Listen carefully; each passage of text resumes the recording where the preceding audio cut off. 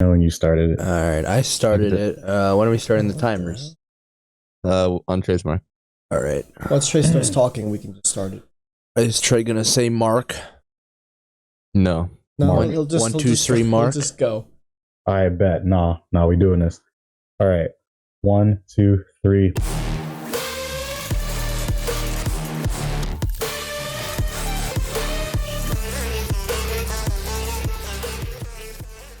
There you What's go. really grasping with everybody today? You're watching episode 24 of your podcast. If you're watching on YouTube, I wanted to make sure y'all know we have an audio version out pretty much all the time on the podcast platform. Every single one. Never doubt that we have one that isn't on one. Make sure you follow us on our socials and so you don't miss any action. Let's get into it. Yeah, I'm Wesley. We did that out of order. How's it going? I'm Hag. Hello. I'm waiting for Trey right. to say something. Yeah, I go last. I am Trey. I am the host. Hello. Yeah. And I'm Nick. Never forget me. I was about to say, where did Moose Batch go? Did he leave? Exactly. You actually introduced yourself. It's crazy. You never went away. Who are you?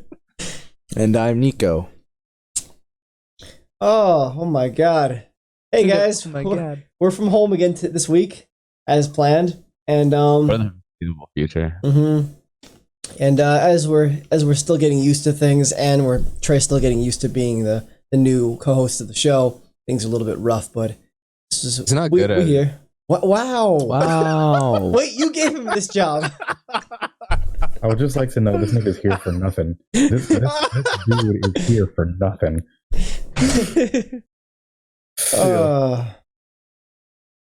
All right. So what have y'all been playing this week? How's it Don't going?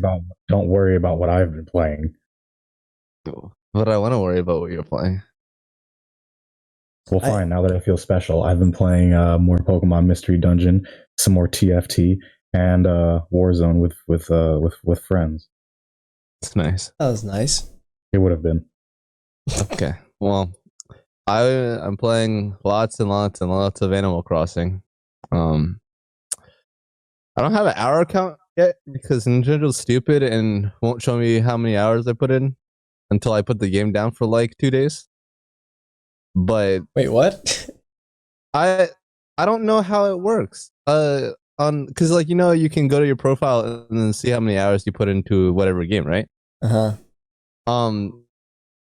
For Animal Crossing or for games that you've been playing recently, this happened with Pokemon too. I couldn't see it, but it'll just say this person started this game 3 days ago,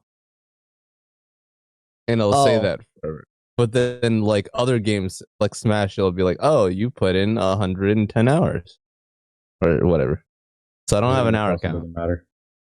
But I've been playing pretty much nonstop for about maybe, I'd say around 4 to 5 hours a day since I got it, and I got it 4 days ago. All right then. Yeah, it's really fun.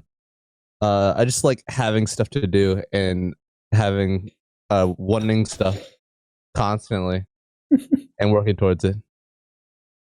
If you're wondering why I'm laughing, it's because I do not understand Animal Crossing at all. And Wesley, I tried to explain it to him earlier, and he spent like 20 minutes trying to explain it to me. I still don't literally 20 Still don't minutes. get it. I've been watching people play it on Twitch, and I've been enjoying watching people play it. They seem to be having a good time, just hanging out with other people, visiting their villages, and doing silly things. Playing high stakes hide and seek. High stakes hide and seek. Yeah, That I will say is like the only thing I actually like that sounded interesting to me. And the pixel art stuff. True. Yeah, basically high stakes hide and seek is obviously hide and seek rules. Everyone hides. One person tries to find everyone. But the high stakes part is everyone beforehand puts in an amount of money in the pot, and then whoever wins the round gets the pot. I love pot. I don't think that's what that means, but sure. You don't know. You have Animal Crossing? No, you don't. But I probably know more about it than you do. Yeah, That's not High, you're true. fired. Wait, hold on. What? Wait. All right, guys. See you later. Host the show without me. Had to happen at some point. Have fun. But yeah, it's fun. I like it. I like it a lot. All right, Nico. What have you been doing? I finished playing Half-Life Alex, and oh man, Alex. that game is amazing. I've been hearing. It was super fun. Yeah. that's I'm honestly not good at like explaining how I feel about this stuff. It's And I can't really, and I don't want to discuss like, I can't really discuss it with any of you guys. And we were gonna have Kevin on as a guest, and he's played some of it. I was gonna talk about a little bit of him, but he's not here. So yeah, he might join us partway through the podcast. FYI, our friend Kevin. We'll see if that happens though. Because you can do that when we're on Discord. yeah, Half-Life Alex is fan-fucking-tastic. And then since I beat that, I finally got back into Metro Exodus. I caught back up to where I was when I played it on Xbox a year ago. And that game's also great so far. That game looks beautiful. Yes, sir. I was looking at it on Nico's computer. and then I was like, afterwards, yo. it was all right. That's just because it's 720, 30 that I was streaming at. That also, and it was a pre-rendered cutscene. Yes. It's jokes. Yeah, that man, that game looks good. And then for me, I don't really know if I've been playing anything different. Huh? Isn't it? I don't know if I've been playing anything different than I was last week. Still playing some Apex and Warzone with the boys, and playing some Halo on PC. I saw today an article that Halo 2 PC flighting is starting soon. Real soon. So I'm like, oh man, here we go. Halo 2 is my favorite campaign, I think. Yeah, I was Halo, about to ask you. That's why. That one, yeah. So I want to play that again on PC because it's gonna look so good. Look crispy. And the FPS too. So yeah, that's exciting. I think that's basically it for the games. Actually, wait a minute. Is there? Yeah, that's not. Nope. Stop. That's not what I want to click on. Oh, this. And before we jump into everything this week, I wanted to start off with something. What you talking about, Joe? What you got? You got something? Persona 5 Royal comes out tomorrow. Wait, what? Really? Oh, really? Persona 5 Royal comes out tomorrow. Yeah, everyone forgot. This is news to me.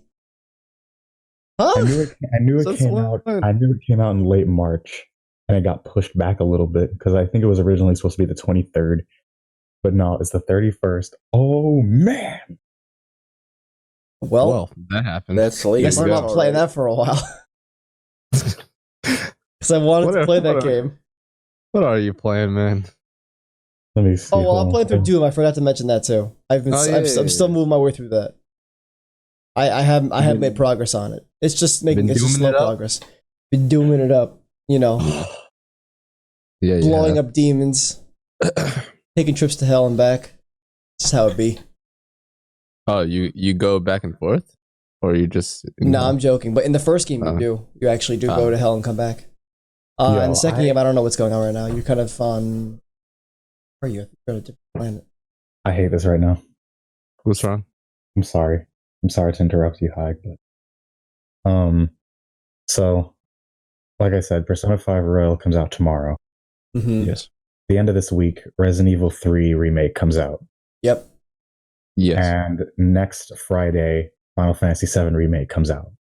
Yes. Too many games. I have 1, 2, 3 days to play remake.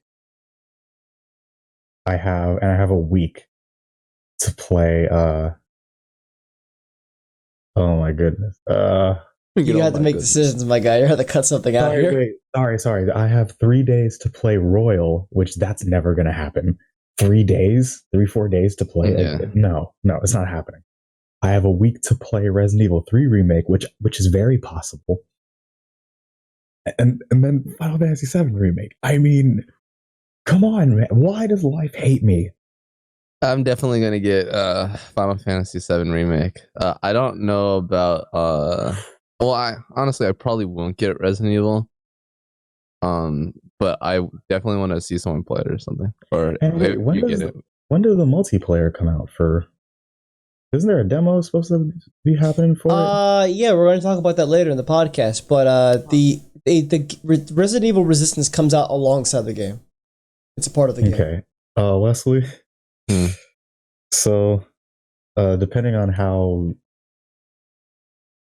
I'm not actually. Never mind. I'll ask you after the podcast.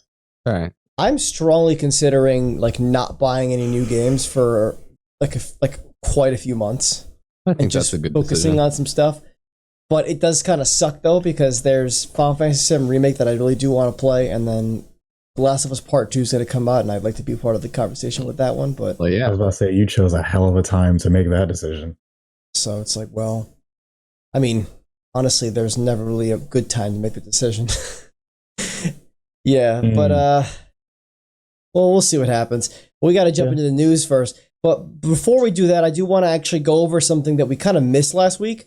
Because last week we were talking about the whole reveal of the PS5 and rather its tech that we went over from Mark Cerny's deep dive that he gave us. And I realized after the fact that we forgot to talk about a big part of that presentation.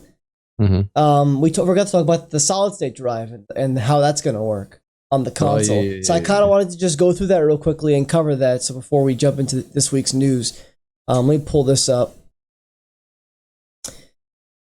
I have to scroll down here to this part of the thing. I'm going to read this part of the article because it just explains it pretty well. So this is on Tech Radar by Vic Hood and Gerald Lynch. I'm Vic Hood. Sorry. And this part is referred to the importance of the SSD, because this talks about why an SSD being on the console is important, and then it also talks about what's like actually going on with PS5's SSD. Yeah. It says, as has already been explored, the SSD is key to the PlayStation 5 experience. Internal storage will be built in at 825 gigabytes for a custom SSD. We didn't talk about that. That's really weird. That's a really weird number. Yeah, we mentioned it. We didn't like. Yeah, because I think I meant to get to that, and then I forgot that wasn't in like the article that I was reading. So yeah, that's a strange number, and also not enough in a lot of ways. But Mark Cerny did say that they kind of like gauged how many games the average gamer currently has to have installed on their console based on what they're playing, and they gauge that this is enough space. And that because re-downloading things is a lot faster now, with both the SSD and internet speeds always getting a little bit better over time, that this shouldn't be an issue. But we'll see what happens with that. It says that's less than you'll find in the Xbox Series X, but with just as clever an implementation of the technology. SSDs don't just load faster, but allow for bigger open worlds theoretically. Developers don't need to make games with smaller worlds due to the limitations of mechanical hard drives, while SSDs will also allow system memory to be used more effectively. SSDs will have more bandwidth, so data can be loaded from the SSD when it's needed, rather than heaps of potentially needless data being loaded into RAM. It's opening up more RAM in the system too. Wham. A little bit of a added benefit. Wham. In pure gameplay terms, that means that games will suffer less from texture popping, or texture pop-in, while load times will be hugely reduced when using a game's fast travel option. Booting up from standby should be generally much faster too. You'll also have more control over how you install and remove games, meaning you could just install a game to multiplayer mode rather than the full block of data. This will allow for launch of direct gameplay, allowing players to jump straight into aspects of different games such as matchmaking, continue save, game, etc., without having to boot up the full game. So this is almost like in effect saying that you can probably remove game menus. Jeez. You can launch things from the home screen if they implement it like that. That's interesting. And this isn't PlayStation 5. This is just next gen in general. This means you could be able to jump into Overwatch matchmaking, for example, straight from your home screen. It would prevent the need to take such steps as booting up an entire game and selecting particular game modes. It would also make it easier for players to quickly jump between the games they have installed, which we talked about with the quick resume feature on Xbox. Which is annoying at this point because it's like, okay, I'm done playing Apex, so I want to go play Warzone. I switched over to Warzone, and it's like, exactly. And I'm like, exactly. And I'm like, okay, so I'm gonna go get something to eat real quick. I've been experiencing that lately too, because well, not even just the boot up times, but that's annoying too. But the fact that, for example, when we playing Warzone and Apex, we have usually more people who want to play than we have spots for. So what we'll do is we'll all play, and then whoever gets the lowest score in that match, the next person will switch in. And while I'm not playing Apex or Warzone, I could either be watching them on SharePlay, or if this was next gen, I could switch over to a single player game and be playing something else entirely while I'm waiting for my turn, and then come back to the game really easily. Exactly. It would be so nice. It would be so nice. I hope Sony does the same thing that Xbox is doing, or at least with two games, like between two games or something like that. It sounds like it'll at least be something similar. Yeah. Hopefully. Yeah. And then here's the next part that's more specific to the PS5. It says, as for expandable storage, Sony appears to be allowing for off-the-shelf NVMe PC drives rather than proprietary storage systems that Xbox would be primarily relying on. However, there aren't many drives in the market right now that use the PCIe 4.0 interface, which is required. They need to be capable of at least 5.5 gigabytes per second of transfer speed. So this is what they were saying. They're saying you can use your own parts, but they have to be PCIe 4 compatible, which is a newer SKU of the PCIe technology. That currently is only supported on AMD's 3rd gen Ryzen processors and motherboards. Oh my goodness. I hear you. And then on top of that, it needs to be able to reach a certain speed, because that's the speed that their built-in SSD supports. But this is cool that they are allowing you to use third-party products. And they said here that they're going to come up with a list of compatible SSDs as they get closer to launch, and then you can basically look at that list and be like, all right, which one's the cheapest? Which one do I want to get right now? And that's what's going to end up happening. But then the last part here says, this is a quote from Mark Cerny, NVMe PC drives will work in the PS5. The only problem is that PC technology is significantly behind PS5. Well, that's one way of saying it. Because it'll take some time for the newer PCIe 4.0 based drives with the bandwidth required to match Sony's spec to hit the market. Then it says PS4 games on PS5 will work just fine if saved to a regular hard drive, however, so you won't need to tap into that precious SSD space unnecessarily. So that was another thing they were saying, like, you could keep all your PS4 games on your external hard drive that you have on your PS4, basically, and plug it into your PS5 and just play the games on there. The backwards compatible games. Because they will benefit from faster speeds on the SSD, but you're probably going to want to keep that for the PS5 game if you're limited on space. Indeed. And that's all I got to cover about that. I just wanted to get through that, because that's a big part of the presentation that we kind of missed. Okay. All right. Now we can start the real podcast. Yep. All right, guys. Let's go window shopping. We got how many windows today? Up to 8. If we go through all of them. The other windows are being cleaned, so don't worry about where they are. Exactly. There's some more important windows than others, so that's true. It's true. All right, this is like Windows 10. First parts first. I'm calling this section coronavirus casualties. Alrighty, DJ. We only have 2 big stories in here today. And one of them really isn't even a casualty. It's a good thing. So the first thing is that this year's Summer Games Done Quick, which is the speedrunning whole event that they do, they raise money for good causes too, right? Isn't that what they do? Yes, it's for like disease prevention. I think recently it was Doctors Without Borders. So the event has been postponed, obviously because of the coronavirus. It is now taking place on August 16th to August 23rd in Bloomington, Minnesota. Though to tide you over until then, there's going to be an online marathon called Corona Relief Done Quick happening April 17th to the 19th. So you can go watch that online and have some cool speed runs to watch. If you want any more details about like things about refunds, about the tickets for the original summer event or things like that, there's a blog post on their website.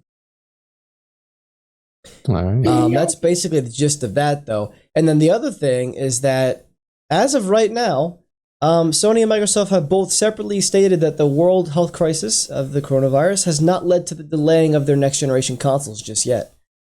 Good. So I'm gonna pull this up here. This is about Sony's. Here we go. So per a Bloomberg article, a Sony representative said the company, quote, doesn't see a notable impact, quote, on the platform's planned launch for holiday 2020. Though it is worth noting, however, that that this comment follows a lengthy breakdown of how the virus's impact has reduced its production capabilities and is causing the company to adjust its profit projections.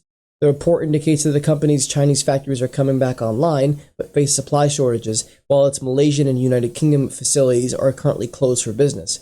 So, although things don't look great right now for Sony, they are still on track to launch the console at the end of this year. And this was from an article by Brian Francis over at Gamma Sutra. Mm-hmm. So that's Sony's side of things. And then Microsoft has a similar thing to say about their console. This came from Microsoft CEO Satya Nadella himself. He told CNBC, quote, on the supply side, we are getting back on the rails this week. Then to expand on that, he said, quote, we'll have to check back on it, but the one good thing is the supply chains are all coming back. In some sense right now, that is not a real issue. I think the bigger issue is what happens in the United States, in Europe, and other developing markets around the demand side of this going forward. So he's talking about, he's saying that this is still going to come out. It's still planned to come out from a supply side of things. But the other question, and I was listening to Colin's Last Stand, Sacred Symbols this morning, they're talking about this, about if the economy isn't in a great place come this fall, are people going to have the money or the drive to buy new consoles? Yeah, that's interesting. Kind of what happened. In back in the old days of when these consoles came out. Actually, when they were supposed to come out, because the economy wasn't doing great after the Great Recession of 2008. These consoles that we have right now were supposed to come out a few years earlier, but that didn't happen. Oh, that would suck. Could you imagine having to wait another 2 or 3 years? I don't think it would ever happen. We're too close to it at this point. I feel like, yeah. If they were to get delayed, it would maybe be to like March at most until next fall. But I doubt that would happen. Yeah. But it's interesting thing to think about that we might not end up getting these consoles. But according to Sony and Microsoft, they both plan on right now that they're still coming out this year. And that's better. Good. Exactly. I hope so. Now, I know this probably wouldn't be great for the industry in some ways, but at the same time, if one of these consoles ended up getting delayed and the other one didn't, that'd be kind of nice, because then I can buy one and save up money and buy the other one and not have to decide it on the day of which one I'm going to play. But I think that's bad in the long run for exactly. Both. Yeah, I agree. Yeah. All right. I mean, that's that. Were you saying something?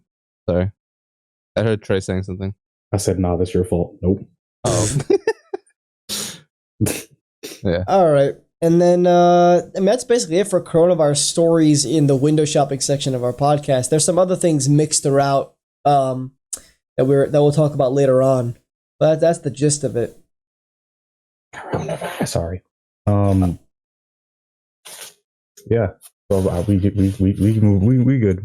I was just on it for a second. All right. Number 2, the fourth and final star in the Platinum 4 announcement teaser is coming this Wednesday, April 1st. What could it be? Now I'm concerned. Yeah, I know exactly what you should always be concerned, because it's coming out on April 1st. That's April Fool's Day. That's not that's not a good promise. Now I'm concerned that it's going to be some joke. They about to say some crazy shit like, Because they said yeah, it was it's Mario Sunshine. they said it was going to be something crazy too. Like it wasn't going to be something they expect per se.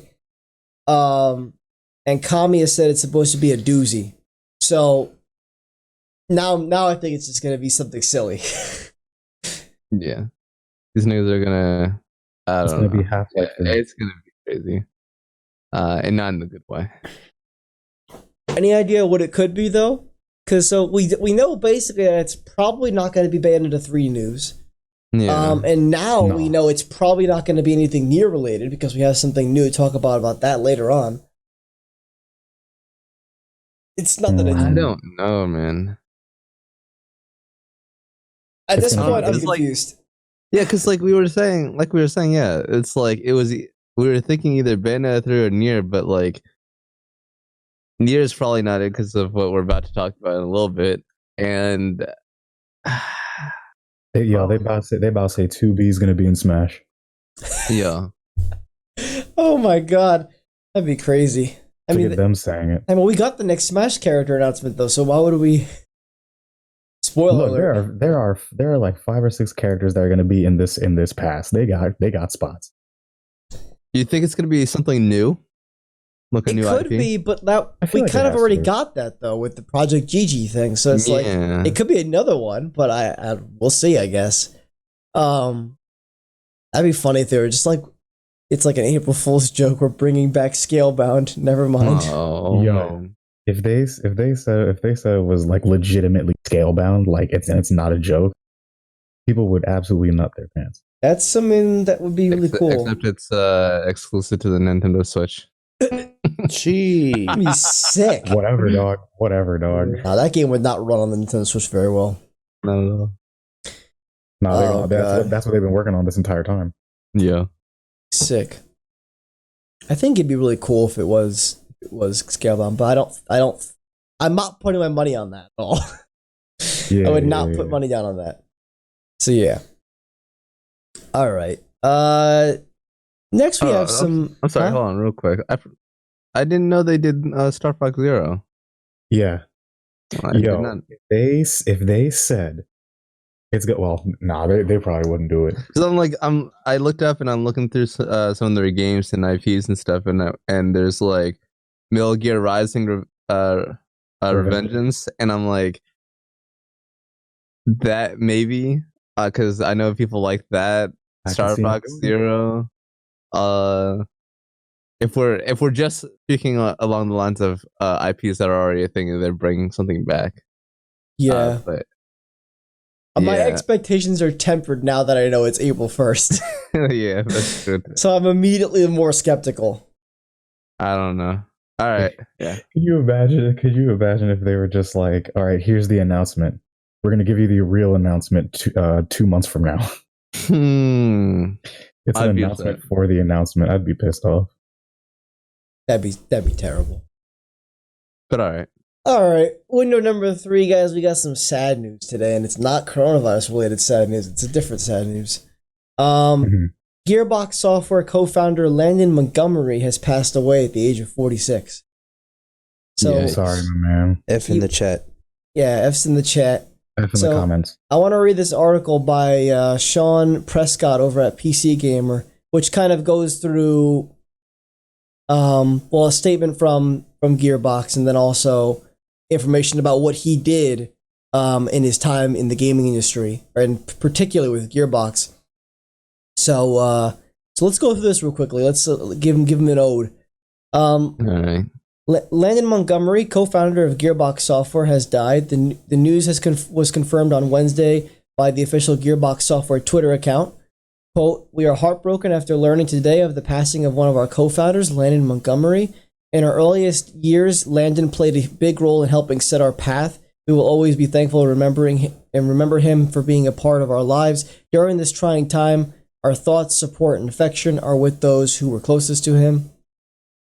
Then it says, Montgomery worked at Bethesda Softworks as an artist and level designer on the Elder Scrolls Adventures Redguard and in Elder Scrolls Adventure Battlespire before co-founding Gearbox Software in 1999. Following that, he worked on some of the best-known games series of the previous decade, including Half-Life, Brothers in Arms, Halo Combat Evolved, which, by the way, if you don't know, Gearbox ported Halo CE to PC. I think that's what happened. And Tony Hawk Pro Skater 3 before leaving the studio in 2010. Montgomery remained involved with games, however, working as esports program director at marketing firm The Richards Group, and then as general manager at MMO studio Daybreak Game Company. In late 2019, he took up a producer position at NVIDIA. And then the article goes on to talk about Randy Pitchford, who's one of the other co-founders of Gearbox. He had like a lengthy thread on Twitter, kind of reminiscing, and you can go check that out if you want. I'm not going to read that whole thing. And then it says here, in 2015, Montgomery shared a story about the birth and early days of Gearbox in a blog post at clickherelabs.com. A project he had been working on at a small studio called Rebel Boat Rocker had been canceled, and the company was breaking up as a result. A week after we shuttered Rebel Boat Rocker's doors, we received a call from Gabe Newell, the founder and president of Valve Software. A bunch of us who'd stayed in Dallas wondering what to do next had applied at Valve.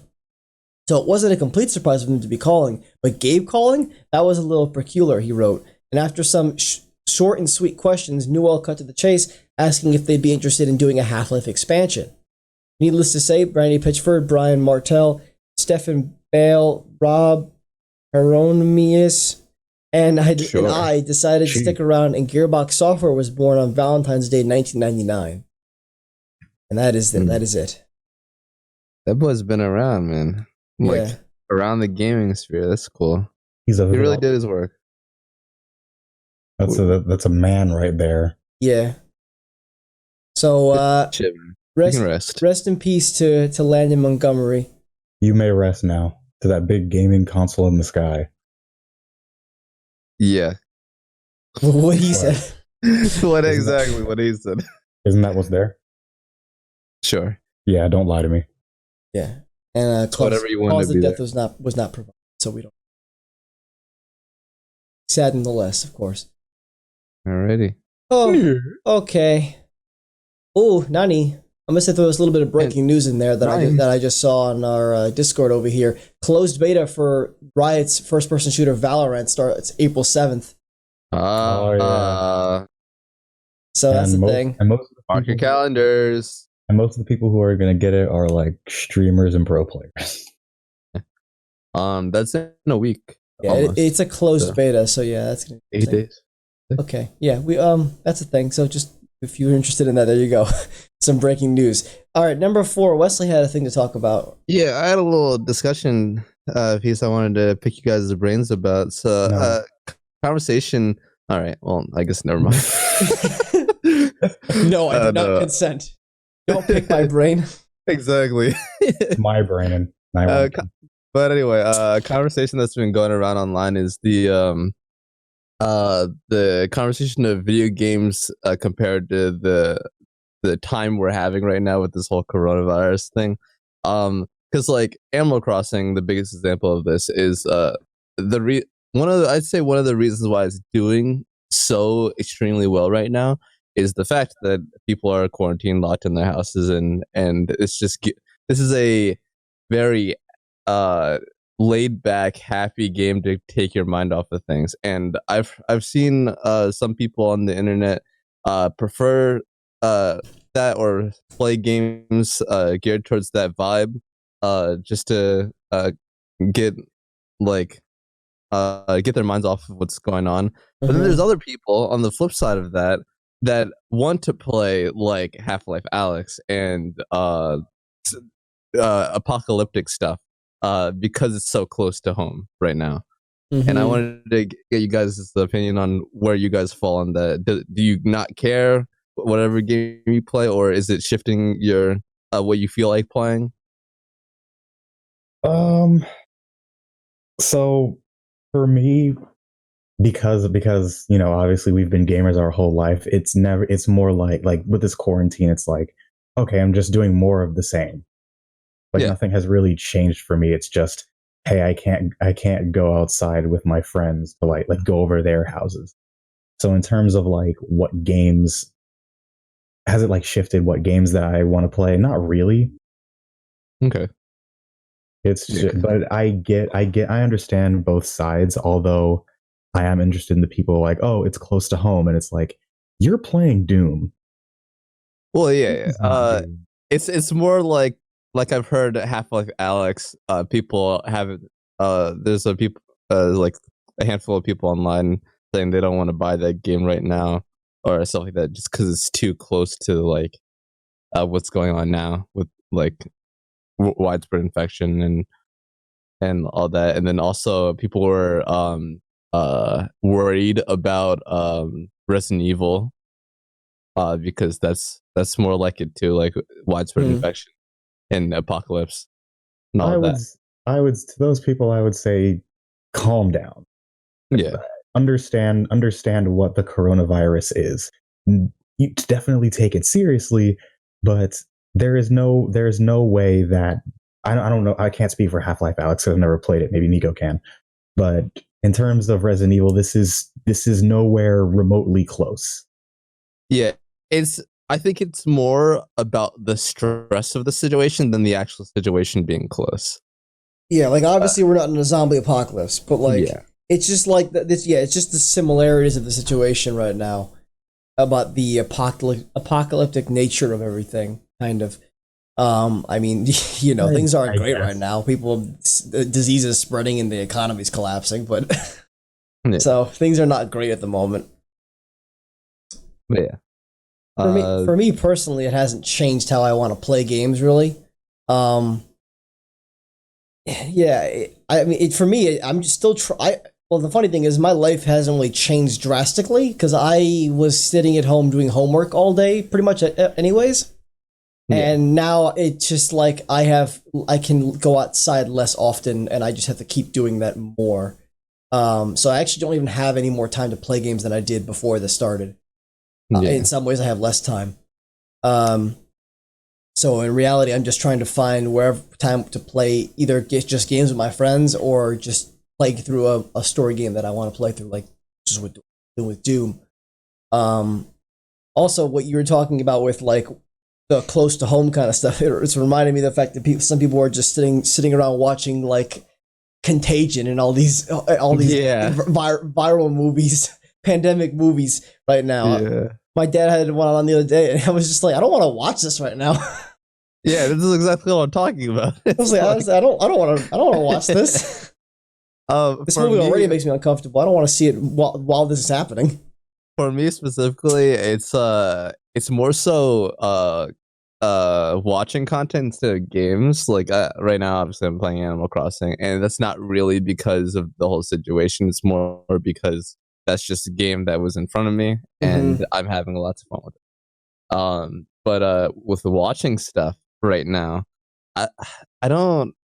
And also, this also has to do with the fact that I just got off of Game of Thrones, so I've just been wanting to be engrossed in a deep world and just kind of as an escape, not specifically to escape what's going on because it's not like super affecting me or anything, but I just want to be somewhere else for a time.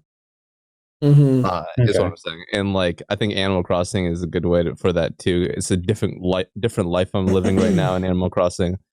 And then like with Game of Thrones, it was the same thing because the world is so expansive and there's so many characters and you're just in that space. And there's so much content, but now I'm done with it. And I just finished my Monogatari collection, and once that all rolls in, I'm gonna start doing that. So, watching that again. But yeah, that's my opinion on it. Yeah, I think some people really want comfort food right now, like in that respect. But it doesn't. It's not affecting me too much, other than the fact that I really just don't want to sit down and watch, pandemic movies. It would like an escape is definitely needed for the people who like got laid off and stuff. I literally just thought of that. Oh yeah, there's people who are actually having problems, like people who are actually being deeply affected by this. Either they've been laid off, a family member is sick, a family member has passed away. There's a lot of people who are less fortunate than us. I'd say. Yeah. I guess I was mainly speaking from the perspective of because I have like coworkers, not exactly in my department, but that work at Walmart, that they're like, dude, this is exactly like how Resident Evil started, or this is exactly how what was how the Division? Division started. I'm Yeah. like, no, it's not.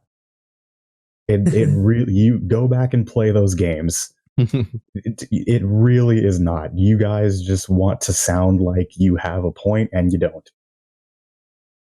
Or they're just making a joke. Yeah. Oh, believe some of them were making a joke. Trust me. But yeah. It's Cool. more like the Division than anything, because the Division is just a disease that's spread on dollar bills. That's a lot more deadly. A lot more Yeah. crazy. Smart too. All right. Yeah, that was a good discussion topic. Thank you. I didn't say anything. I'm not really affected in that sense because we'll get like Hike said, he hasn't changed much because of this, and neither have I. Yeah. I'm just still sitting. The only thing I'm not doing is like physically going to my classes. I'm still just basically sitting at home on my computer doing homework, playing games, and I'm still able to work. So it's all good here. So I'm not really. There's no change in what I'm doing.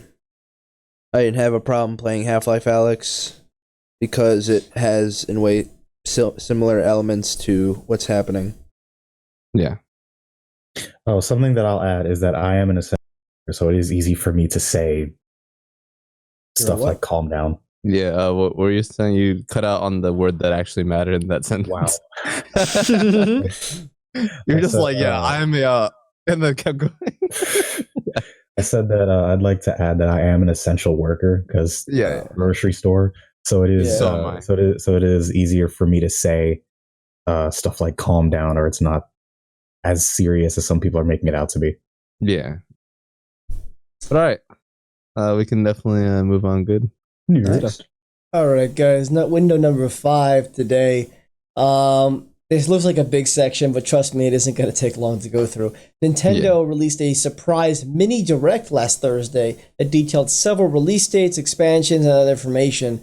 This comes from this guy again, Aeronaut Van de Velde at WCCF Vincent Tech. Van Gogh. Gee. So let me know what it says, man. All right, so these are going to be the things that are out today. Like you can go play something related to this today. So from there's 6 things here. A Nintendo published puzzle game called Good Job, which is interesting that Nintendo published this game. Good job, Nintendo. You can go check that out. I just want to put like little descriptions of what each thing is in here, but I didn't go deep into them. No one acknowledged what I said. Damn it. Nope. You say good job, Nintendo. Oh, so Don't you acknowledge did. it. Oh, so you did know. I did. Yeah, you some hoes. Y'all some hoes. Crazy. What? Why did you acknowledge it? Good friends. Hey, there's other people on this podcast you were talking to. I don't give a damn. Recording. The Black Order expansion pass for Marvel Ultimate Alliance 3, which is out now. There's a new update for Ring Fit Adventure, so if you're playing that game, there's some more things for you to enjoy there. So a new game mode, some new thing. I think there's like you can change like the narrator and stuff like that now. A deep sea exploration game called Shinsekai Into the Depths. There's a Panzer Dragoon remake, so there's a game for you. I know that's for some people. Exactly. And then Star Wars Jedi Academy, which is a port of a much older game, is out on the Switch as well. I was talking to you guys about that yesterday. They accidentally turned on crossplay for that game with PC players, and PC players who have been playing this game for over a decade now, they were destroying people on console. Yeah, I remember now. So that's everything that came out like on Thursday, or that was out by Thursday. Then there are some things that are coming out sometime this year. So let's go through all this real quickly. So Xenoblade Chronicles Definitive Edition is coming on May 29th. We have a release date for that now. So get hyped for that if you wanted to go play that game. Isn't that was the one on the Wii, right? Yes. Or the Wii U? The two. The one that like it seems like everyone like kind of looked over, and then people went back to, and they were like, "Oh, this game's actually good." Yeah, so you can play that now in May. A new seasonal event called Bunny Day is coming to Animal Crossing New Horizons from April 1st to April 12th. Fine. The whole thing where you could like hide Oh my God. like hide eggs and stuff like that. Like a cute little thing going on there. So you can enjoy that starting this Wednesday for us. We got some more information about the expansion packs for Pokemon Sword and Shield. Nothing substantial though. Nothing really that I could write in here. It was just kind of like a regurgitation of the same thing with some smaller details in. Yeah, it's just like, hey, remember? Yeah. I mean, I can't remember, Gigantamax. Yo, the Gigantamax forms of the base Pokemon all have the same effect. Like their attacks have, like their signature move has the same attack has the same effect when Gigantamax, which is unfortunate. But that's really that's really like pretty much it. Yeah. Next is Bravely Default 2 is coming out, and the demo is out now. So there's something else out now today that you can play. So if you want to check out what that game's going to be like, go ahead. Also on May 29th, several games from 2K Publishing are coming to the Nintendo Switch, including the XCOM 2 collection, Borderlands Legendary Collection, which for those who don't know, the difference between that and the Handsome Jack collection, the Handsome collection, is that this comes with the first game as well. First game's remaster. Ooh. Which they only released last year. That'd be a really fun Switch game. I hope it runs well. Please play Borderlands. That game is so good. Yeah. This doesn't include 3 though. This is 1, 2, and pre-sequel. Oh yeah. Yeah. And then the acclaimed BioShock collection is also coming to Switch. Yay. And I think you can buy the game separately if I read that correctly. If you only wanted to play the first game or something. Yeah, I might play But you can play them bundled as well. What's it called? I don't know if I'd play all of them. But the last one. I've heard they're all really good in their own right. They are. Yeah, you should probably play all of them. And they're all remastered, so. Well, I think the last one's actually technically just the port for the PC, but it's good. All right. By the way, good game is good. Kind of interesting way to reveal this, but they announced that a character from the game ARMS is coming to Smash as the first fighter in the Fighter Pass Volume 2, and it will be revealed and released in June. So because people forgot about ARMS. June is pretty late in my opinion, but the reason why they're doing this is the same reason why Byleth is in the game, and it's to sell copies of the game. I mean, for those who don't know, Byleth, at the time there was a DLC coming out for Fire Emblem Three Houses. Yeah. So that's why. So as promotion, they did it. They put Byleth in. Same thing. Same reason as to why they put the other Fire Emblem characters in. Yeah. Like Robin and stuff. Oh, the weird thing is it's been like 3 years since ARMS came out, so it's kind of strange why they're putting it in now. Well, it's because they're I think they're trying to like sell. I think it's because they're just trying to they might be trying to like make ARMS relevant again. So they're like, oh, people are going to be like, oh yeah, ARMS, and they're going to check it out, and then maybe that might result in some sales. Maybe ARMS is a cool little game, but I mean, it didn't take off horribly. Unfortunately, yeah, it was a cool concept, but I think a character from ARMS in Smash would be pretty cool because of the whole, stretch your arms kind of thing. Twin Tails, make her the thick one. Put her. They should. I don't know if they will, but they should. The sucky part now is that we know that there's an ARMS character and people are going to be wanting certain characters. Just waiting to figure out who to. Actually, in reality, depending on how they do it, they could just have different skins of the different characters. True, you could. Yeah. But if you had to put in one, my personal pick would be Min Min. That's the baby girl. Like, I mean, come on, son. Yeah. Or Twin Tail, the thick one. Yeah. That's really all it is. Yeah. I'd like Miss Thickness, please. I would agree. Or I wouldn't, if you had to put in a dude, you could put in the ninja dude, whatever his name is. For all these guys from this game. I just remember the thick girl. Yeah, neither do exactly. Terrible. Because I remember that was a big thing when that happened. Everyone was like, whoa. Like, Nintendo, you really trying to sell your games the alternate way. Crazy. I'm saying. It's a big change from what they used to do. All right. Clubhouse Games is bringing 51 classic games to the console on June 5th. I don't really know what this is. It seemed like they were like kind of like arcade games. So I'm like, I don't know. If you're interested, you can check that out. Burnout Paradise Remastered is coming to the Switch finally. That's a thing. That's something I wouldn't mind doing. Just hop in, drive around for a while. Yeah, it's a good game for the Switch, and it's going to run fine because the game's not very graphically intensive.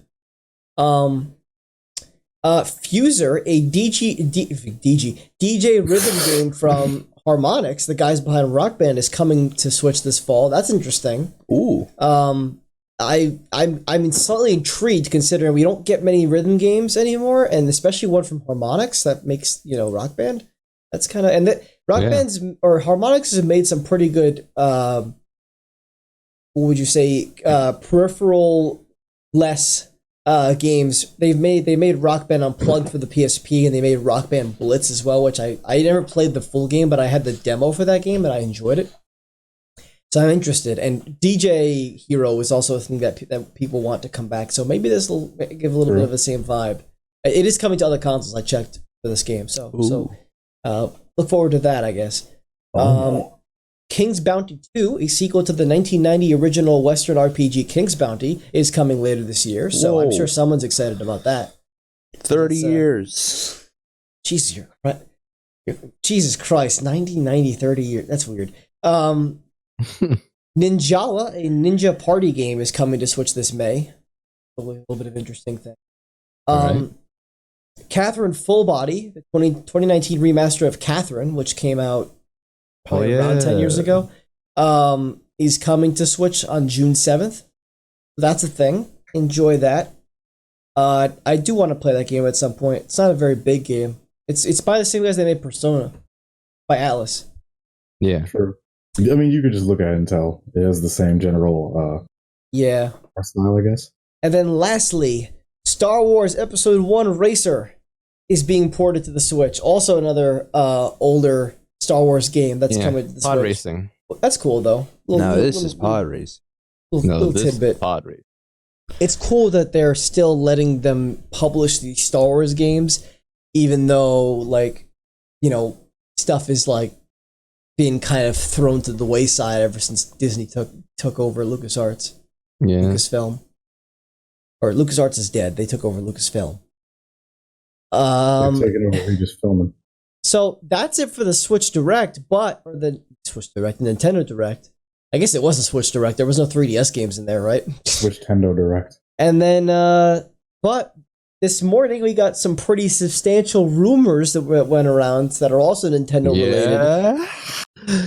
So window number 6, Nintendo is supposedly planning re-releases / remasters of several Mario games for the Nintendo Switch for Super Mario Bros. 35th anniversary, including a remaster of Super Mario Galaxy, a remaster of Super Mario Sunshine, a remaster of Super Mario 64, a deluxe edition of Super Mario 3D World, a new Paper Mario game, and more. Holy, we out lot. Here. A lot of stuff. Out here. Let's go. That's really cool. All of that. If that's true, it feels so nice. This has been confirmed by multiple sources from different outlets, so I'm assuming that this is at least partially true. We've waited for so long to get a Mario Sunshine remaster. So long. I hope they redo the graphics on 64 because I feel like they could make it look so cool. I feel like the remasters are all going to be just like an engine of the Odyssey engine. Whatever that is. I don't know. I feel like all the games are just going to look like that. That would be a remake though. Like I don't know if they'll do that. That'd be all. I don't think they would do that with Galaxy. Maybe Sunshine in 64 though, because Galaxy's newer. Yeah. Well, 64 is the thing that's most especially that needs to be like remade because it's so old. It's from the PS1 and 64 generation. If you were to do it with any game, I think Or it am would be I getting that 64 wrong? because No, it's 64 is PS2 generation. But still, am I wrong? I don't remember. Can't remember the time. I don't remember either. Either But way, I'd say if you were to do it with any one, like if they only chose one game to do it with, the 64. Also, can we talk about? Oh wait, Kevin's here. Kevin Welcome, has Kevin. joined. Oh god, Hello, sir. Do. a lot of things happened. A lot of things happened. A lot of things. Cool. Glad you in could the- join us. Yeah. Welcome to the We're in the middle of podcast. talking about Mario and how they're re-releasing a bunch of games, and it's sick. It's funny how like long Mario has lasted. Exactly. Oh, dude, Mario's Ever gonna think last about forever. that? Like, Mario's gonna last forever. This dude's like 50 years old or something. Cheat. Well, 35. like without Mario, like it's he's just always been there. Who was the grandfather? Mario is the video game character. He's the Yeah. video game boy. He's the one who games. I check it. Wait, we're not talking about the plumber? I was gonna say something before Kevin joined, but also can we bad. talk about the fact that they said more, and that could be hinting at a Mario RPG game? Mario RPG. we can Come see it. on. I'm going to Come temper. on. I'm gonna temper my expectations because this is Nintendo. By the way, I am correct. The N64 is the same generation as this one. That's what I thought. Yeah. Yes. But then at first I was like, I thought- is that right? Nah, I'm right. That is correct. But I'm gonna temper my expectations because it's Nintendo. I'm I'm going to skeptical. pull this article up again real quickly because there was information in here this is why I said and more. It says here that, oh, where does it say it? First, the report states that Nintendo will release, quote, most of Super Mario's 35-year back catalog this year, remastered for Nintendo Switch. They're talking about a lot of Jeez. games. Oh my god. Yeah, Mario's had a lot of games. So they're remastering a bunch of games? Yeah, they're remastering. We know at least from being confirmed Mario 64, Mario Sunshine, and Mario Galaxy. And I'm assuming there's probably going to be Mario Galaxy 2 as well. They didn't mention. Yeah, that's what I assume as well. Ah. So that's exciting. And then, yeah, I'm sure we're going to get... We already have some of the classic Mario games because of the NES and SNES stuff that's going on with the Nintendo Online perks that you get. Brings So- back Yoshi Island, yeah. Yo, Yoshi's Island is Yoshi so Island. dope. That game Yeah. is. I don't know if that counts. yeah. If that counts, but that'd be cool. Alright, we need to Probably stop. not. All right. Yeah, we're getting. Nintendo this, we're, Nintendo that, right? we're getting too excited. We're getting too excited. Yeah, Let's all calm down. exactly. You have to temper your expectations when it comes to Nintendo, but this is sounding pretty substantial, so I'm excited. Moving on though, unless you guys have something else to say, I'm gonna skip the next one because we're running short on time here for our window shopping section. Yeah, nah, I'm just super hype. I want to play Mario Galaxy again. Jump into a remaster of Mario Sunshine. Let's go, bro. Like I said, I gotta play Mario Galaxy. I think out of all the games, that's the one I actually want to play the most of that set. Because that sounded like a one of the like really good Mario games, and I didn't get to experience that, even though I had a Wii. I definitely could have. Just never happened. It's the Galaxy. But as you mentioned, I might not get to that, so we'll find out. I mean, tell me when I'm wrong. Hey, the So, good that's news is it's the Switch, so it's like I can get it on my Switch and take it with me on the go and have it as True. like a separate thing from my home consoles. That's the nice thing about the Switch. Yeah. All right, and we're gonna skip to number 8 here. So this is pretty big. Remedy Entertainment, the guys behind Alan Wake, Quantum Break, and Control, has signed a publishing deal with Epic Games for two multi-platform Marshmallows. games. I was just about to say that. That's why. This deal, That's why I said that. this deal is also very interesting because apparently, Epic is funding the projects. Yeah, Oh, so this that's is a lot of money. Yeah, this is a full publisher developer agreement here. Yeah. And on top of this, we'll watch a video about it in a second. But Epic Games is based, so they are becoming a publisher, as well as being a developer and self-publisher of their own games, being the owner of Unreal Engine 4, and being an owner of a games storefront now. Which is dope. So they're becoming a very big company. Epic Games is starting to become the next EA, Ubisoft, and Bethesda of the world. Now that they have Please don't say that. I'm just saying from a size perspective. You can calm down, Trey. Calm down. It's all right I there. think I'm not the one that needs to calm down, baby. And the other thing that they're doing is they're also publishing games from developers Playdead, which is the guys that made Limbo and Inside, and they're also publishing games from a developer Gen Design, which is the developer that made The Last Guardian, which is interesting. Ooh. So I'm going to read this part of this blog post from Remedy, and then I want to watch this video about them announcing this publishing thing and see if we can get what we can gather from it. The beginning of this says Remedy Entertainment signs with Epic Games to publish 2 new multi-platform games. So, by the way, that's multi-platform, so it's not just coming to the Epic Games Store on PC; it's coming to other consoles and stuff like that as well. It says, first of all, from everyone at Remedy, we hope you are staying safe wherever you are. Let's flatten the curve together and act responsibly in these challenging times. We have some exciting news to share with you. Remedy has signed a deal with Epic Games to publish Remedy's next 2 unannounced video games. The games are part of these are games that they were even working on, by the way. The games are a part of Epic Games' new developer-first publishing effort, giving full creative freedom and IP ownership to development partners such as Remedy. So they get to keep their IP as they work with them. And then I wanted to read this here, part of this down here. To give you a bit of context, back in 2016, Remedy set on our current path of becoming a studio, making multiple games, and have more control over our destiny. The is there on purpose. We want to be in a position where we can create our games and IPs and hold on to them like we are on control with our friends at 505 Games. They're also kind of, it sounds like they're kind of taking a jab at Microsoft with Quantum Break and Alan Wake, but not in a negative sense, because then the next sentence they say, in addition, we want to continue working on external properties like Crossfire X with our great partners like Smilegate and Microsoft. So Yeah. it's more of like we just want to keep stuff. We want to keep our own stuff. Microsoft wasn't saying we couldn't. It's just that's just kind of how the deal works. Yeah. And then it says here, read these next 2 paragraphs at least. Ultimately, it is our goal to put our development teams in the best position to create and deliver the best games possible for our fans. That's what this is about. Last time we put ourselves in this position, the result was Control, which is a record 11 BAFTA Games nominations and got IGN's Game of the Year, to mention a couple. So they turn out okay. It turned out okay. With Epic, we are teaming up with a fellow developer whom we have a long history with pretty much ever since Remedy was founded. We are excited to be part of the first Epic Games publishing announcement with 2 amazing developers, Gen Design and Playdead. And they go on to explain some other things here. They say, this is important. The first project is Remedy's most ambitious one yet, a AAA multi-platform game already in pre-production. The second is a new, smaller scale project set in the same franchise.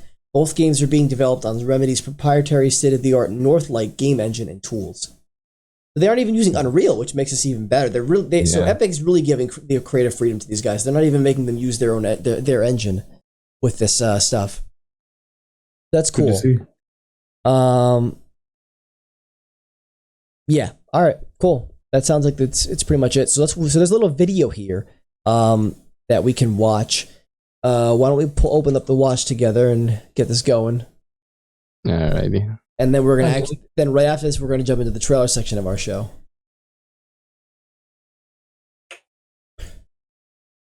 You hear that, Kevin? You're just in time to sit here and watch videos.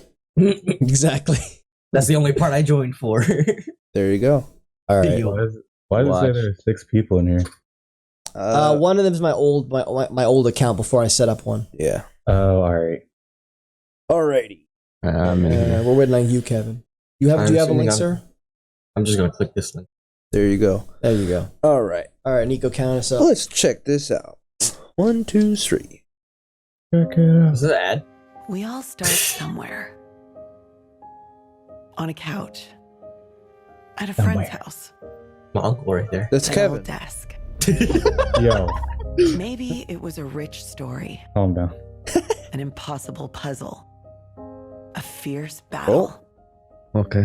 Something that sent you into a brand new world Why is this so sad? for the first time. It's building up. And then it happened. A feeling inside that pushed you to create, Game sucked. to innovate. Wow. Well, damn. The game wasn't great, but it was something passion different. To was share I- It games was. with others Inside was amazing. and take the If you next haven't played I heard. Inside, play Inside. Especially now with all this time we have on our into a hands. larger world. Except for you. Except for me. Dun, dun, dun, dun, dun, dun, dun. 3 of the most unique creators. Independent, with the ability to grow. Epic understands what it takes It's to crazy. create a big game. Oh yeah, I forgot. Remedy did make Max Payne as well. Freedom. Okay, that's crazy. That's This crazy. is an art house studio.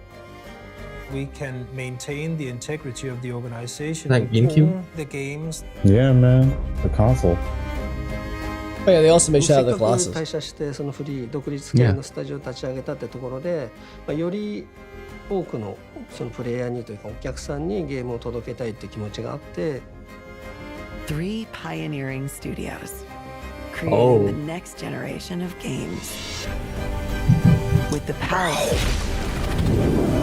I thought they were gonna say with the power of inspire. money. Oh. That's Oh, basically, because that's yeah. basically what it They're is. EG. That's the meme behind Epic Games. Cheat, Trey. Forget they're not EA, they're EG. You're not They're wrong. E. That is Real that quick, is the I'm actual abbreviation, huh? EG. I'm Better gonna, than EA. hold on, I'm gonna go in this link real quick because I wanna. There's a part where one of them was holding a DualShock controller and it looked weird, and I almost want to say maybe it's a PS5 controller. He was like, But I could be "Controller wrong." is-" You are wrong. I think they would leak something like that. Yes. Well, we've already seen the PS5 controller, not officially, Yeah. but we've seen it multiple times. So it wouldn't surprise me, but it would be a little bit surprising. I can't really tell. I'm looking at the picture right now. It's hard to tell. Yeah, I'll post it in the Discord so you can see it, and I'll put it up on the actual pod. Oh, But, sure. Okay. But yeah, you guys can go ahead. All right. Well, that's it for window shopping today, boys. Now we got a few trailers to watch on top of that video we just watched. Oh, fun.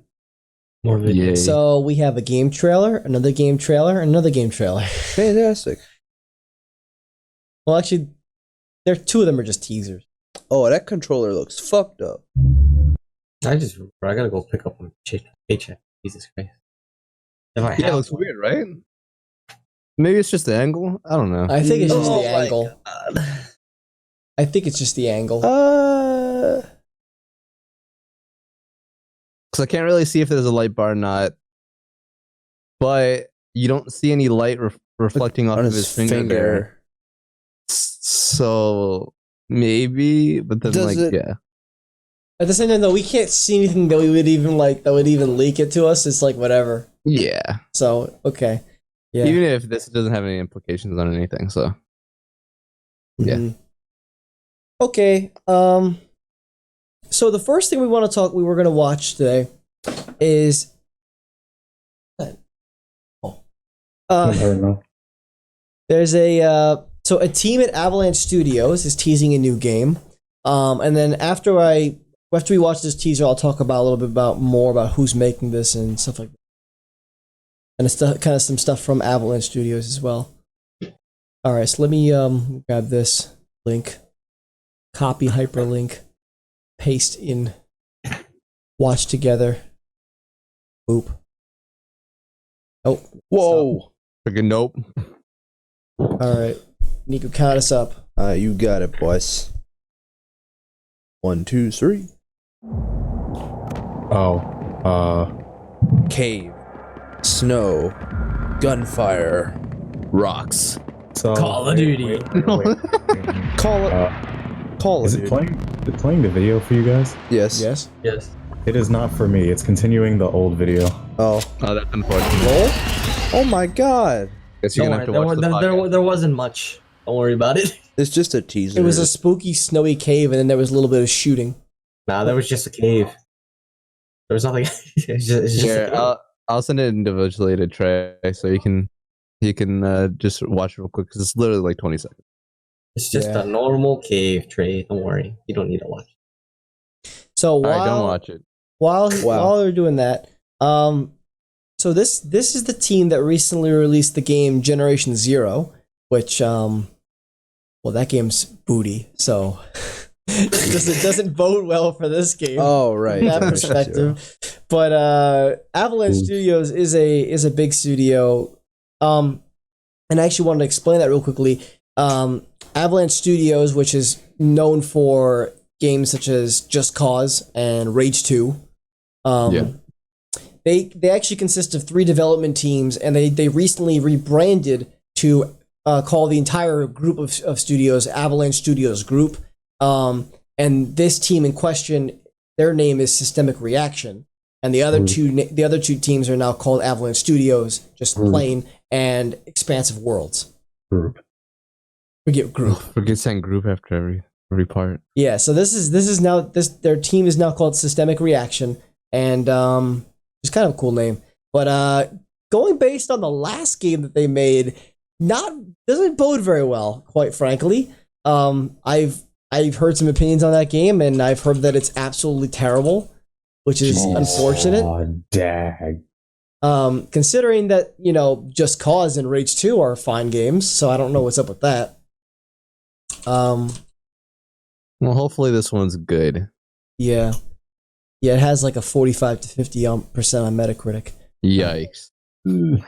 All right, this looks interesting. This looks a little horror, a little bit of first-person shooter stuff going on there. All right, Yeah. we'll see what happens with that. There's also a major sale going on Steam for their games right now. If you want to go check that out, if you want to buy Rage 2 or Mad Max, they made Mad Max, that game. Some other games are on sale. Number 2 is Shantae and the Seven Sirens, which is the newest entry in the Shantae series. Is coming from it released on Apple Arcade last fall, and it's coming to the rest of the platforms on May 28th. It's not a mobile game though. It's similar. It's basically the same as the other games. It just released exclusively on there first because I guess they got like a money deal from Apple to do that. But there's a little teaser. There's a little trailer here we can watch real quickly to just kind of get an idea of what's going on. Are you ready, got it, Nico? Yes, sir. All Yes, he right. does. Count Trey, us did up. you fix your thing? Did you refresh your page? Refresh the Yeah, page. it has the thing. I see the What the hell is Okay. this? siren. I gotta watch this myself later. All right. Count to 7. Y'all ready to watch this? Yes, No. sir. You're ready. Count me up. All right. 1, 2, 3. Never. You can All right. never. Ladies and gentlemen, boys and girls, welcome to the first ever Festival. I'm sorry. Stop. Oh my. Let's go! Oh yeah! This place is What was a that? paradise. You get to stay here for a whole week. What? What? It sounds like someone's bookshelf fell over. Cheap. This music. Yeah. This island is hiding a secret, and I'm gonna get to the very bottom of it. This almost looks like soundtrack going crazy. the soundtrack sounded nice. But honestly, the game looks like and is running as if it's a game made based off a kid's cartoon show, It's true. which I'm not sure how I feel about. What'd you say? Oh, who was that? Exactly. Why is she high? That. Oh, Oh, who is that? oh no, here we go. Yo, everybody chill. Kevin, if you don't shut up. Calm down. Not like this. I'm gonna need to do some research. Yo, chill. Dude, all of those Chill baddies, bro. out. There's more than 7 sirens in there. If you know what I'm saying. Chill. Oh, this game coming to PC? Yeah, it's You coming don't everywhere. Chill out. That's crazy. Whoa. I'm really looking forward to that because I played I don't know if I have. I played Shantae and the Pirate's Curse on my 3DS back in the day, and I really enjoyed that one. I have to play Half Genie Hero, which we just got for free on Xbox Live, like Games of Gold. So Ah. I have that too, and then I'm gonna play this one after that. So yeah, these are Alright. looks great. It's real good. Real good. That game gonna be clean. Yeah, you're right though. The soundtrack was hidden. Yeah, it was really hidden. This game also returns to a Metroidvania formula, unlike the most recent entry, Half a Genie Hero, which adopted more of a level-driven approach. This is Metroidvania, you say? Yes. Maybe I am Nico's all in interested. there now. Yeah. And finally, Square Enix has revealed a reworked version of the original Nier game titled Nier Replicant, version 1.22474487139. Good, because hopefully I'll actually be able to play this. I tried Nier Replicant on 360, and the gameplay was just unplayable. It does not hold up. So the interesting thing is that this game is it's got a weird history. I'll explain it after we watch this trailer. Sorry. Alrighty. Y'all ready for this? Yes. Yeah. Okay. 1, 2, 3. I'm ready for the science team.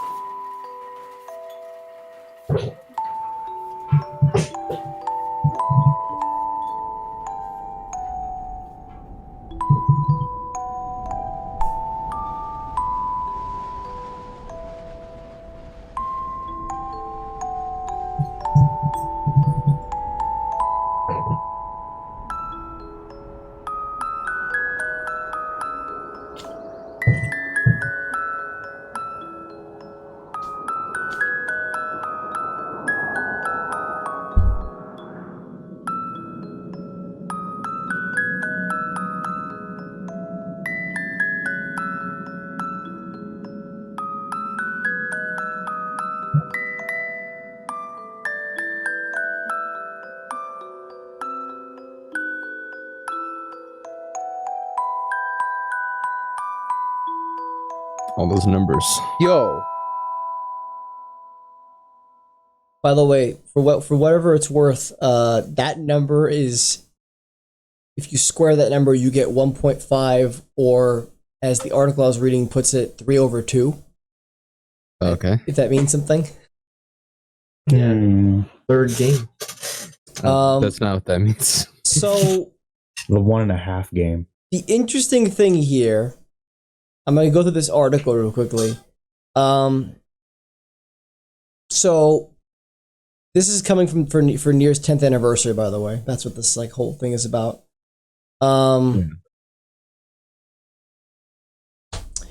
So here's the weird thing: the original Nier has 2 separate releases in Japan.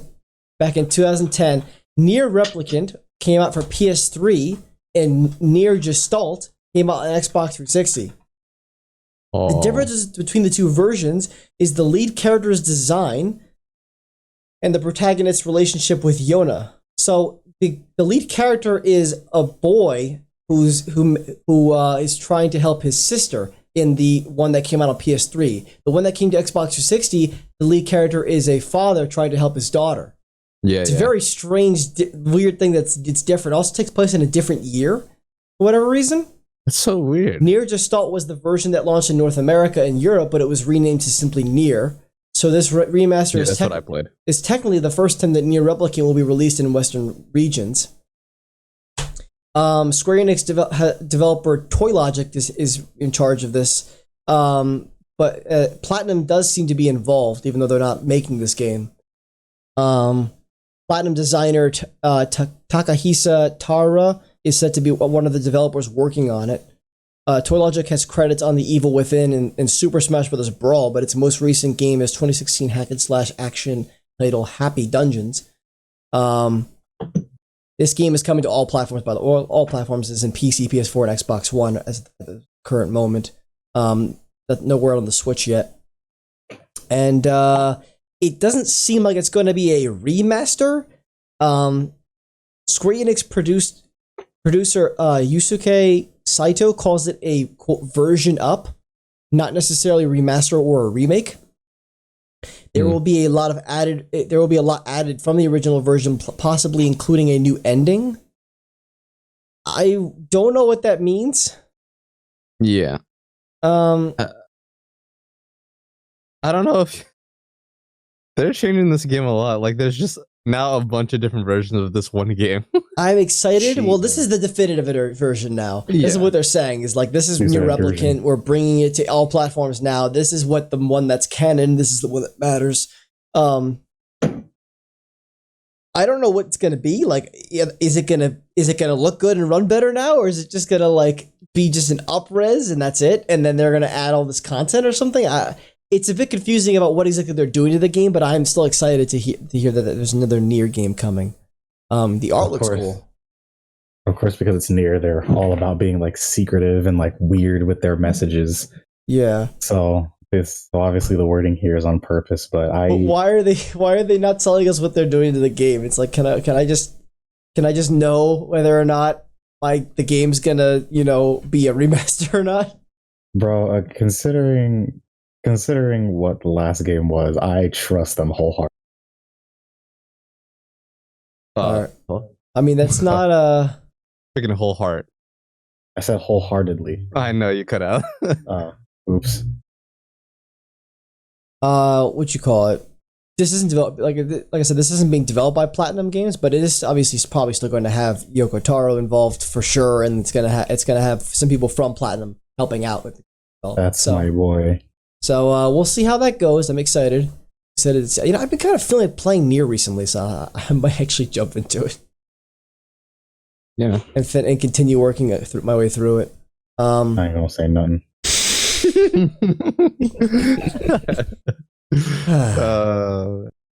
That's so what would be the point of me saying something? Imagine me saying something.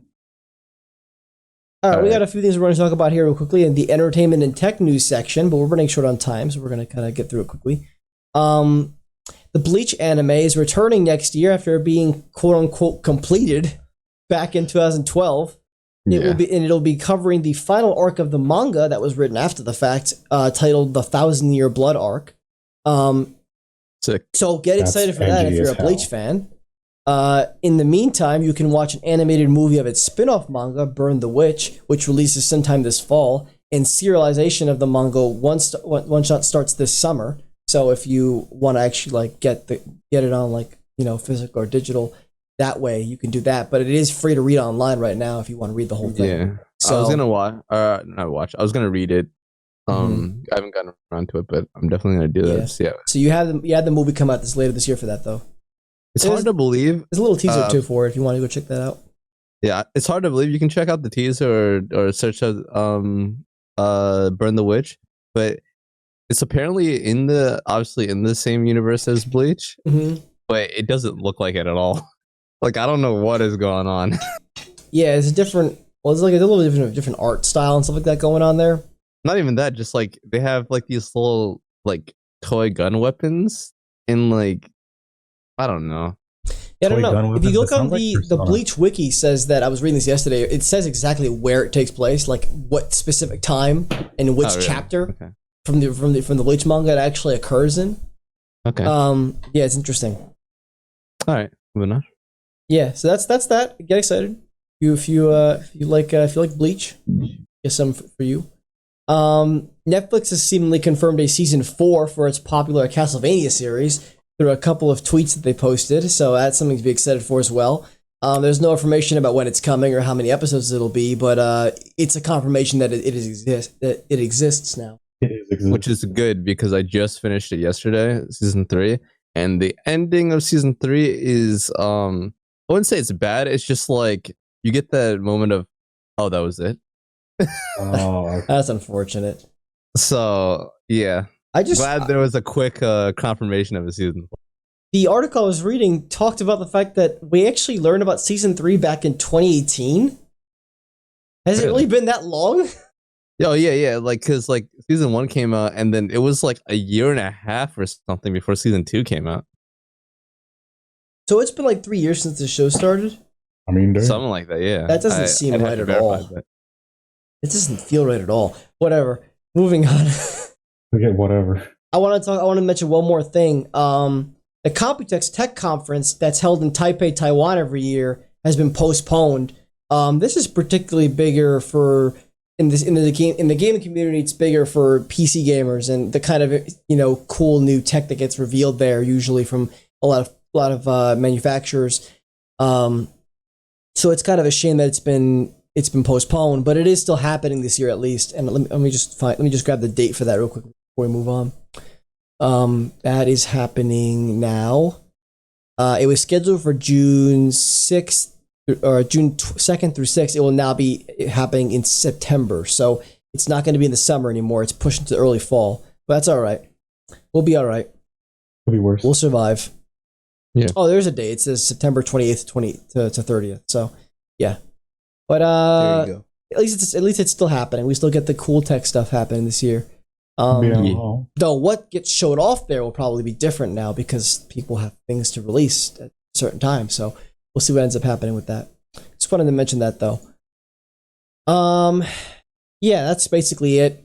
And now we're going to jump over to the news blast section of things, and then we're going to get out of here. But we have quite a big news blast. We have 9 things on the list here. Let's blast through them. I marked down a couple things here that I want to be the one to read because there's some article stuff to read through. But other than that, we can just kind of cycle through. Better be quick, my nigga. Let's get it. Who wants to start us off? I'll take the right part. Okay. What? I was like, I wasn't even at the right part of the document thing. Oops. All right. I guess I'll start with the. Wait, this is A, B, and C. Do I just do all of this, or you do C? I'll do C. Okay, so You can do A and B if you want. yeah, first one. After the F1 season was canceled due to the virus, the drivers will be racing each other in the official F1 game. The events will be taking place on the same days that the normal races are going to be. Also, since not every driver is joining the race, retired drivers, esports drivers, and some other celebrities are filling their shoes. So that's stupid. Yeah, That's a cool thing. NASCAR doing something similar to yeah. NASCAR is doing something similar as well. And then B, Racer is showing off a temporary redesign of its logo, and I'll put that right up to support social distancing. A lot of other companies are doing this too. I saw a lot of esports organizations. I saw some. I don't know if they were actually official or people just made them up themselves, but I saw McDonald's separated the 2 golden arches. I saw Audi in the Olympics separated all the rings, which looks stupid, man. Oh, This is so silly. And there was one more. So when I saw this Razor while I was like, yo, that's so dumb. yeah. Like, yes, please socially distance. Oh, should we do one? What's that going to mean? Would I take apart the controller? Yeah. Do it. Oh, Jesus Christ. Well, more work to do in Photoshop now. All right. Well, if Nico does that, it'll pop up on the podcast. There you go. Yep. Next thing, Plague Inc. is adding a new mode to the game that allows you to work to eliminate disease rather than cultivate it. I wanted to read this article real quickly, or just a part of it, because it was kind of like an interesting little thing here. It said, this is an article from Lauren Morton over at Rock Paper Shotgun. Wow. All right. It's kind of That's a name. Yeah, it's a cool name. It's definitely a name. When talk of COVID-19 coronavirus first started spreading, strategic disease simulator Plague Inc. Evolved had a surge in players. Endemic Creations, which is the developer, cautioned players that Plague Inc. is not a proper scientific model for the spread of disease, and it recommended they continue to get information from global health authorities. Of course, don't play a game to learn that. I'm saying, unless it specifically advertises itself as doing that. Now, Endemic are consulting those experts as they work on an upcoming new game mode that asks players to stop a disease instead of spreading it. Endemic announced that they had made a $250,000 donation to the Coalition of Epidemic Preparedness Innovations and the World Health Organization's COVID-19 Solidarity Response Fund. They say that in talking with both organizations to set up these donations, they were, quote, repeatedly asked if we could make a game which let the player work to stop an outbreak. So they are. So yeah, they're basically they're working with professionals to get the information about how to make a game mode where you can actually work to stop a disease instead of starting it, which I think is pretty cool. It's going to be a free update for all players when it comes out. Obviously, we don't know when it's going to come out yet because I think they probably just recently started working on it. Yeah, that's gonna take some time. The interesting thing definitely. about Plague Inc. obviously was the fact that you could create a disease and make it and be the disease. That was obviously the whole cool thing about it. But the fact that we have the option to do the opposite now is going to be kind of interesting as well. That kind of goes into what I was our discussion earlier about like playing games like this and stuff. So Yeah, it's true. kind of funny. I played Plague Inc. Maybe about 5-6 years ago, back when it first came out on mobile. It was kind of more then. than 5 or 6 years ago. Huh? It was more than 5 or 6 years ago. Maybe. It's been a while. I played that game when it came out on mobile. It came out like I've 8-9 never years played it on ago console, originally, though. I think. Yeah, I remember people like playing it on the bus or whatever. Yeah. All right, All right, somebody want to take this to the next one? I will. go ahead. PlayStation Plus free games this coming April are Uncharted 4 and Dirt Rally 2.0 starting April 7th, or in other words, just Uncharted 4. Which honestly, I should put on the list. I should play the Uncharted games. Honestly, I've heard Dirt Rally is good. Yeah, I've heard Dirt Rally is a good racing game. Yeah, so have I, by both people that play it. alrighty. It's also supposed to be a pretty good, I think, like Sneak. benchmark for PC. Freaking thing. sneak. I was looking to see if Xbox had dropped their games on their Xbox Live Games with Gold stuff. They haven't, surprisingly, considering they only start in 2 days. It'll probably drop later today, so unfortunately we can't cover it this podcast. Yikers. The Silent Hill rumors we discussed a few weeks back are not true, according to Konami themselves. A PR representative from Konami has said so, also stating, quote, "It's not to say we are completely closing the door on the franchise, just not in the way it is being reported," end quote. I'm very sad because that was like. So, no, I'm not. yeah. I mean, for what I was reading, it sounds like they are seriously like, it's like Considering, they're not saying the rumor. They're not saying we're not working on Silent Hill. They're just saying what you guys saw is not exactly true. Okay. That sounds like what they're saying, which is cool because Konami hasn't been doing things very great recently. So the fact that they are actually working on Silent Hill potentially is a good thing. I immediately do not trust them. Yeah, I don't trust them either. But next. let's hope. At least they didn't completely shut down the idea of it happening at all. Sneak. Why is it me again? No. Forget sneak. All right, I'll fucking read it.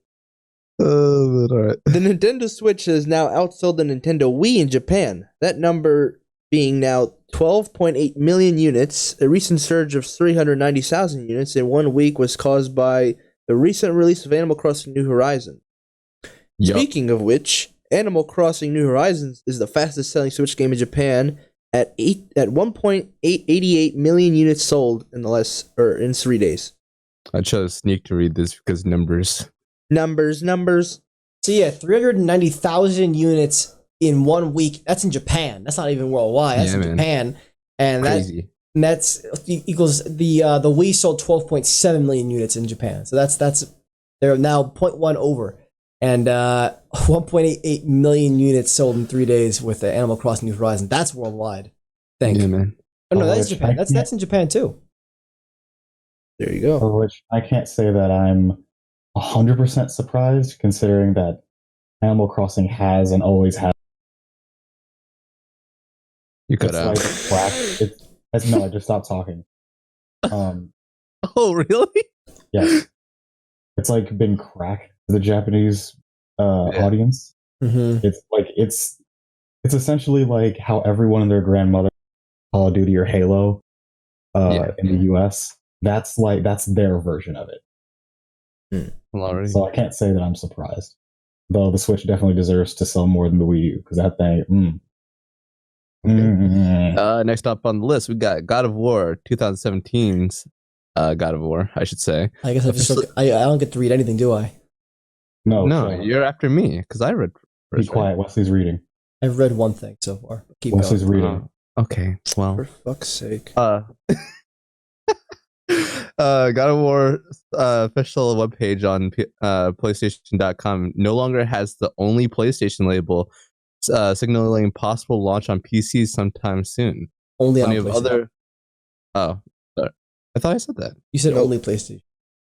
Oh, well. Plenty of other exclusive games have this label on their websites, and the Internet Archive of this web page shows that it did once have it too. B. The pages for Horizon Zero Dawn and Death Stranding obviously don't have that anymore because they're coming to PC. Yep. So this means that God of War might be coming to PC soon, guys. Just like Horizon Zero Dawn. Uh-oh. Why is it an uh-oh? I don't know. More video games. I'm just saying, enjoy. Fuck out of here. So, whoa. Go ahead. Jesus, oh my god. Jesus Christ. I need to get hostile. The Resident Evil Resistance beta launched on Xbox One this week, or last week, but was delayed for PS4 and PC due to technical issues. Though by the time you hear this podcast, it'll be up and available to play until April 3rd. But that doesn't sound. April 3rd is when this comes out. Yeah, I mean, that's what it is. I wrote that down, but then I was reading another article earlier, and I was like, "This just doesn't sound right." Something else, so yeah, it got delayed. Just know that you can play it soon. But if you're curious about that, you can go look it up. That's when the beta ends. You can enjoy that as well as the demo for Resident Evil 3 Remake, both of which officially launch on April 3rd as well. So I just don't know what I'm talking about, but all right. Yeah, I know exactly what you're talking about. Basically, the Resident Evil Resistance beta got delayed on PS4 and PC, and the game comes out very soon anyway. So enjoy. Speaking of which, let me get on my PS4 right now so I can be downloaded. All right, well, Trey, read the next one. Okay. Go ahead. As we discussed last week, Modern Warfare 2 campaign Remastered is coming soon, as leaked many times. Though now some data miners have dug through Modern Warfare 2019's last update to unearth that it's likely coming as DLC to Modern Warfare. Sick. There you go. Yeah, so it's gonna be a DLC pack. It sounds like because they dug up a cover art that's basically the old Modern Warfare 2 cover art, but it says Modern Warfare Campaign Remastered on it. Basically, it like just clear as day from the game. They've dug that out of the game, so it's pretty obvious that's the thing that's coming. The question now is I'm interested about is when that comes out, are people who play Modern Warfare but aren't too like familiar with past Call of Duty games, are they gonna get confused? Yes. Modern Warfare, and then Modern Warfare 2's campaign is coming to Modern Warfare, but it's not a sequel to that Modern Warfare, it's a sequel to the other Modern Warfare. Welcome to Call of Duty. Call of Duty. Call of Duty. I mean, whatever, dog. Don't. If you don't think about it, it makes sense. Shut up. It's Call of Duty. It's Modern Warfare 2. We want it. All right, man. Ever. You got it again. Let's go. All right. Sony Interactive Entertainment Worldwide Studios Europe Vice President Michael Denny is leaving the company, and he's joining TT Games. You Denny. This article comes from over at Gaming Bolt, and this is by Shubhankar Parijat. Good job. Okay. Good job. I think it's an Indian name. I probably butchered it. All right. So I was gonna give high props on doing that, and I didn't have to go in there and try my hand at it. You're welcome. Stick your hand in the pudding pot. This coming after Sean Layden has left the company recently, and Shuhei Yoshida has taken up a different role at the company. So things are leadership. We talked about this for a little while. Leadership is changing at Sony for some reason, quite a bit. I think it's just new blood. Like new blood's coming in. Maybe it's a new era. But at the same time, you don't want to change leadership as you're trying to finalize a new console. Oh, I get that. Yeah. Yeah. Sure. So it says Michael Denny has been at PlayStation for 25 years, having overseen many of Sony's European studios during his time at the company, including the likes of Killzone and Horizon Zero Dawn developers, Guerrilla Games, Blood and Truth developers, SIE London Studio, Little Big Planet, and Dreams the Studio, Media Molecule. Why is my phone buzzing? Someone at my door? Yes. Someone's at my door. His most recent post was Sony Interactive Entertainment Worldwide Studios Europe, for which he was also in charge of overseeing third-party developers making PlayStation exclusives. At TT Games, Denny will become their VP and studio head. So, and there's a quote real quickly from Sony, I think. After an incredible 25 years with PlayStation, this is from him. 25 years at PlayStation, where I had the privilege of working with many amazing people and incredibly talented teams. I wanted to bring my experience to a new opportunity. TT Games is a studio I worked with in my early days at PlayStation, and it's been great to see how it's grown into a world-class studio. In partnership with the company's leadership team, I'm very excited by the opportunity to help create a new vision for TT and lead the studio forward to another successful phase of its evolution. On Denny's arrival, David Haddad, president of Warner Brothers Interactive Entertainment, said, quote, "We are thrilled to welcome Michael to the team as we look towards an exciting future for TT Games and implement a new strategy for the studio. Michael's extensive experience in the game development studio and studio leadership, along with his games industry acumen, makes him a perfect fit for this important role." So, what you call it? TT Games is the guys that make the Lego games. You guys don't know that, and I'm sure I think they make some other games too, but the interesting thing here is it sounds like they're going to kind of evolve the studio to maybe make more than just Lego games going forward, which would be cool to see them do something else. The Lego games are great, are overall great games that, though they probably don't get as much attention as they deserve nowadays, but it'd be cool to see the studio do something a little bit different. Maybe do a different kind of platformer kind of. Going forward, that'd be cool. All there is to mention there, but like I said, more leadership leaving Sony for whatever reason. Okay, I think that's gonna be it for today. Yep. Trey, take us home. Oh shit! Right, I am doing that. I didn't read this again. Anyway, right. Nice. All right, I got this. All right, ladies and gentlemen, that's gonna be it for episode number 24 of the Market Podcast. Thank you everyone for watching. You better watch us on YouTube. Remember to give us a like on the video if you enjoyed yourself, and comment whatever. I love how we say that about YouTube now, but like, there's no video there. There's some other things, but there's some video. There's some things to watch, but there's no video feed of us anymore. Yeah. Let us know what you think about that we discussed. You know what I'm saying? Subscribe if you want to see more. I mean, why aren't you subscribed? If you don't, why are you here? Get out. That's not what I said. I don't care. I said that. Shit. Some of you fools are sitting there wishing that you could listen to the show while you're doing homework, whatever. Again, not in the bathroom. Look no further. We're on a number of podcast platforms: Apple Podcasts, Spoofy, Google Podcasts, look at Spoofy, Castbox, and whatever the hell else there is. I really don't know what else there could be. All the links are in the description for that. Same goes for all you audio listeners. Of that. If there's anything you wanted to see from this episode, hop over to our YouTube channel. Not anything else, just our YouTube channel at Black Market Gaming. Already know how it is. You already know what it be. And if you're not watching us on YouTube, as I have made it very clear that you should be doing, oh god, here we go. I'm gonna tear your keys in half. Keyboard keys, car keys, house keys. What do you mean? Yes. Any keys? Yes. Any keys that are in your possession, I'm going to tear them in half. Your keyboard keys, like your computer and for your piano. Everyone. My chroma keys. I'll tear Alicia keys in half. Yo. My digital video game keys. Turn us off. My Steam keys. Yes. Oh my god. Not my Steam keys. Even your beta keys. All right, guys. No. See you guys next time. Stay inside. Stay safe. Goodbye. In half. We'll see you guys next week. Oh, never mind.